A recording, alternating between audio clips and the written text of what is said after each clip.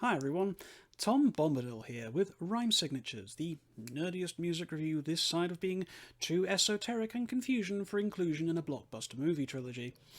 And today we're going to be doing a review of the new Gandalf's Fist album, Widdershins.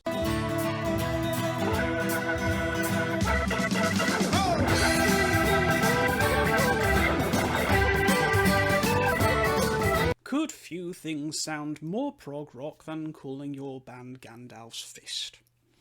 I doubt it somehow.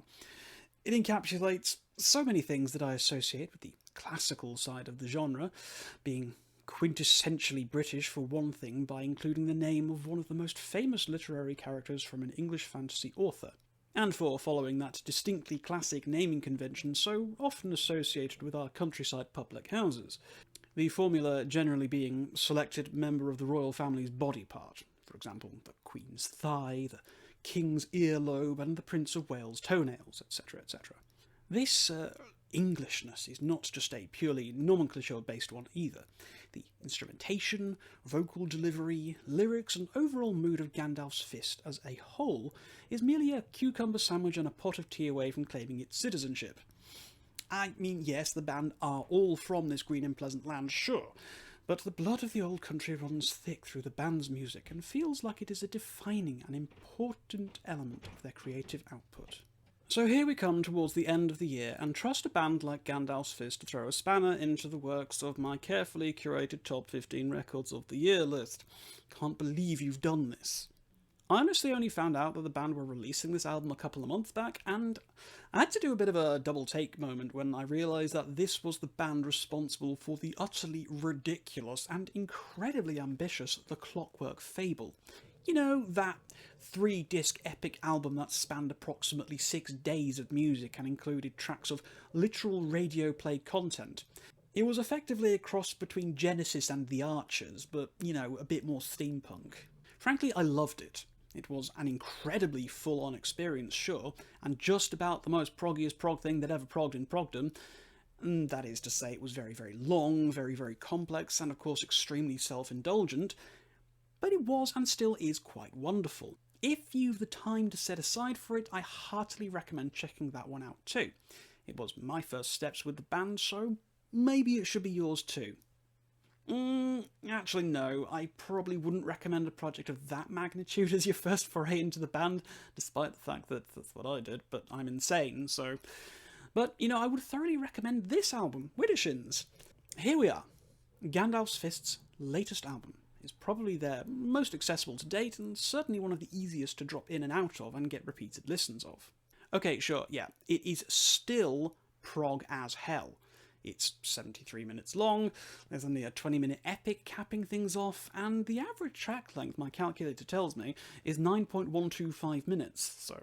But there's a nuance to the songwriting not often seen within the genre.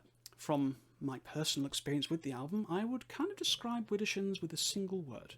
Concise. Every track on this album has a very distinct identity and flavour, from the Iron Maiden-esque rocking opener of Sacrament to the steelized span-infused Wisp, and the Black Sabbathy The Haruspecs. There's a great deal of variety of instrumentation and moods available on Widdershins, and it absolutely serves as one of its greatest strengths. Now, before I take a bit of a dive into some of my favourite tracks, I just really want to pass comment on how confident the band sound on this album. They have an infectious passion for their music that really carries itself beautifully on Widdershins. The energy that they bring here evokes that of a much younger band with everything to prove, but their instrumental flair and songwriting speaks of a band who's been doing this for years. It is honestly a fantastic fusion of both passion and ability, with every single member of the band deserving a round of applause for making this such a grand-sounding record. But yes, let's dig in a little bit and take a look at some of my favourites. Sacrament is a wonderful opening track with this delicate Mike Oldfield-esque acoustic guitar intro, but we are soon thrust into a world evoking the styles and patterns of classic new wave of British heavy metal, as riffing that wouldn't seem out of place on Seventh Son of a Seventh Son hits you square in the jaw. Kerry Farish is a strong, powerful and confident vocalist, standing astride a mountaintop, belting out clear, precise and infectious vocal runs. We segue nicely into a brilliantly deep purpley keyboard riff before the song carries on with a strong, if somewhat traditional verse-chorus structure. It breaks nicely for an effective bridge, where the band shows off their instrumental chops, including a really great guitar solo, and everything comes to a bit of a needlepoint precision ending, bringing back the massive sounding chorus before we have one big key change, and pow, the song ends on a bang. It's honestly a great way to kick off the album, and I just keep coming back to it. It reminds me a lot of Shadowborn from their previous venture, The Clockwork Fable, and I would definitely put this amongst my favourite album openers of the year. Things slow down a bit and embrace the more classical prog roots of the band with the title track. An emotive piano intro leads us into a gentler side of the band. This is a bit of a slow-burning track, it kind of takes a bit of a while before it gathers speed into something punchy and hooky, but it does get there in the end, setting up some nice themes and melodies that occur at other moments on the rest of the album. I'll be honest with you, I'm a complete sucker for a good leitmotif, and it feels appropriate that it's themes from the title track that make a reappearance later in the album. Widdershins is the second longest track on the record at a healthy 13.5 minutes, and while I do count this amongst my favourite tracks on the album, it does at times feel a little overlong, taking perhaps a minute or two longer than it really needs before the meat of the track takes hold. I don't know, that's maybe just me. It's a minor quibble though, honestly, as it generally is a pretty strong song, with a confident through line running at its core. The component instrumentation is dependable, if not especially adventurous, but it serves as a really good slice of classic rock meets new school prog sensibilities, and is very much an example of a grower rather than a shower.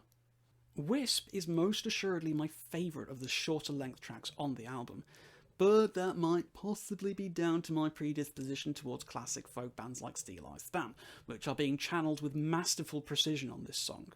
Things start off atmospheric and almost sinister, with prominent basswork, delicate pianos, and thoughtful vocal delivery. It is, however, the onset of folk instrumentation, though, when I find that the hairs on the back of my neck stand to attention. The track builds really nicely, laying down strong foundations and a reliable mood. However, during the last few minutes is where this song really picks up, and honestly cements itself as one of my favourites. The tempo fires up, the keys segue into an aggressive onslaught of folksy instrumentation, and suddenly we're in the middle of a classic Jethro Tull song, dueling with Commoner's Crown era Steel Eye Span. It's a brilliant switch up of the mood of the song, and it really sticks out as a strong highlight of the record before we segue back into the emotive and powerful chorus from earlier on as the track winds down beautifully. Right, let's talk epic. Cave is the closing track on this album, and like all good epics, this one manages to be simultaneously grand in scope and ambition, but also kind of hooky and immediate. I've not really heard an epic that's grabbed me quite as quickly as this one has in some time. I mean, yes, it does take its time to establish the themes that dominate the overall feeling of the song, but when those themes are settled, you will find yourself humming them over and over. Watch the shadow puppets play, where the figures never change and the life remains the same, is destined to be a light-as-out moment at any live shows the band puts on in the foreseeable future. As is often the case on these big tracks though, the instrumentation is king, and Cave is of no exception. Quality of playing from every band member is truly outstanding here. I mean, across the entire album there's flashes of brilliance, sure, but Cave really does take things up to another level. I've never heard anything that quite sounds as much like Mike Oldfield guest spotting on an Iron Maiden album as this before, and it's honestly brilliant. Each component part takes a little moment to shine above the rest, but then it all comes back together to paint an incredible expression of what the band is capable of when everyone is firing on all cylinders. The final couple of minutes are especially wonderful, and they serve as this beautiful, heartfelt epilogue to an album that really hasn't held anything back. I mean, no, Widdershins isn't as skyscraper size as The Clockwork Fable, but honestly, it doesn't need to be. That album is very much a once-in-a-lifetime kind of project, and to expect the same kind of experience from a band multiple times is honestly maybe expecting a little bit too much. That being said, though, the smaller scale experience, well, I say smaller scale for prog, found on Widdershins is still something to be admired, respected, and enjoyed for what it is. So, any criticisms? A couple, but they're honestly kind of minor. Like, a few of the tracks take a little while to get going, and perhaps lack a bit of the bite of some of the more interesting or creative songs. Dreamcatcher, for example, I feel is vocally excellent, but falls a little bit flat for me musically. And Witchmonger, it's kind of there, and it just feels a little bit empty and straightforward compared to Man of Signs that precedes it and Cave that follows it. Ultimately, though, these are only small quibbles on a record that has served to perfectly capture the imagination and craftsmanship of a band who could have very easily called it quits after releasing an opus as grand as their previous work. So, what else can I say about Widdershins? This is honestly the exact kind of album I needed from Gandalf's Fist. As much as I loved and still do love the Clockwork Fable, it was never a record I could casually dip in and out of. Widdershins manages to fit this bill perfectly though, with some incredibly catchy and memorable hooks, outstanding vocal performances, and really dazzling technical instrumentation, all wrapped up in a warm, comforting and familiar package that neatly reminds me of the reasons I love the genre. It does wear a lot of its influences on its sleeve, but sure, what band doesn't do that these days? Confidence in who made you who you are should be embraced and not feared, and Gandalf's Fist do bring enough of their own identity into Widdershins that these influences can be seen as just that. This is a band who are confident in who they are and what their many years of recording together have made them. And it's a beautiful, challenging and thoroughly rewarding record that I will be spending a lot of time in the coming weeks listening to. This, guys, as always, is just my opinion on the record, so if you have listened to this one, let me know what you thought about it down there. If there's anything else you've listened to this year you think maybe I've missed out on, the year is coming to a close, let me know about it, guys. I'd love to hear it before the 2022 passes us by. If you did like this video, please do share it with anyone who you think might enjoy it. And as always, guys, do please consider subscribing for some more content, and if you enjoy what I put out, please do consider clicking my Ko-fi link down below as well. Until next time, guys, keep your rhyme signatures odd.